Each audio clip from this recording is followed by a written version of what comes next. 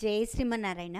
ఈరోజు ఈ వీడియోలో మనం ప్రతిరోజు భగవద్గీతలోని శ్లోకాలు నేర్చుకుందంలో భాగంగా 3వ అధ్యాయం కర్మయోగం నుండి 31వ శ్లోకం నుండి 35వ శ్లోకం వరకు శ్లోకాలు అర్థాలు నేర్చుకుందాం. ఓం శ్రీకృష్ణ పరమాత్మనే నమః. కర్మయోగము 31వ శ్లోకము. కర్మయోగం గురించి, స్వధర్మం గురించి శ్రీకృష్ణుడు అర్జునుడితో చెప్తున్న శ్లోకాలు అర్థాలు. 31వ శ్లోకం.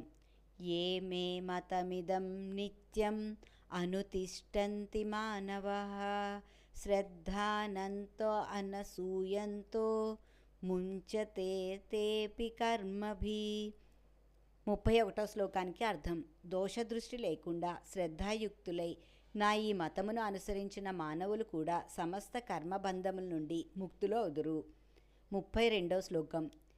ఏ త్వేతదభ్యసూయంతో నానుతిష్టంతి మే మతం సర్వజ్ఞాన విమూఢంస్తాన్ విద్ధి నష్టాన చేతసః. 32వ శ్లోకానికి అర్థం.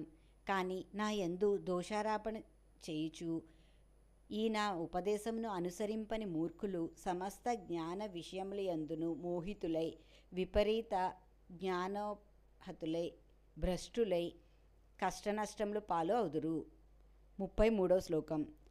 సదృశం చేష్టతే స్వాస్యాః ప్రకృతేః జ్ఞానవానపి ప్రకృతిం యాంతి భూతాని నిగ్రహః కిం కరిష్యతి. 33వ శ్లోకానికి అర్థం. సమస్త ప్రాణులు తమ తమ ప్రకృతులను అనుసరించి కర్మలు చేయుచుండును. జ్ఞానియు తన ప్రకృతిని అనుసరించియే క్రియలను ఆచరించును. ఎవరైనను పట్టుబట్టి కర్మలను ఎట్లు ఛేదింపగలరు. 34వ శ్లోకం. ఇంద్రియస్యేంద్రియాస్యార్థే రాగద్వేషౌ వ్యవస్థితౌ తయోర్న వశమాగచ్చేత్ తౌ హ్యస్య పరిపంధినౌ. 34వ శ్లోకానికి అర్థం. ప్రతి ఇంద్రియార్థమును అందును రాగద్వేషములు దాగి ఉన్నవి. మనుషుడు ఈ రెండిటికి వశము కాకూడదు. ఏలనగా ఈ రెండే మానవుని శ్రేయస్సునకు విఘ్నకారకములు, మహాశత్రువులు. 35వ శ్లోకం. శ్రేయాన్ స్వధర్మో నిగుణః పరధర్మాత్ అనుష్ఠితాత్ స్వధర్మే నిధనం శ్రేయః పరధర్మో భయావహః. 35వ శ్లోకానికి అర్థం.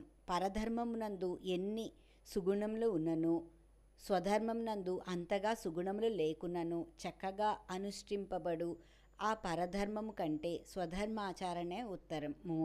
స్వధర్మాచరణం నందు మరణించుటయు శ్రేయస్కరమే. ఈ విధంగా శ్రీకృష్ణుడు స్వధర్మము పరధర్మముల గురించి అర్జునుడికి చెప్తున్న శ్లోకాలు అర్థాలు.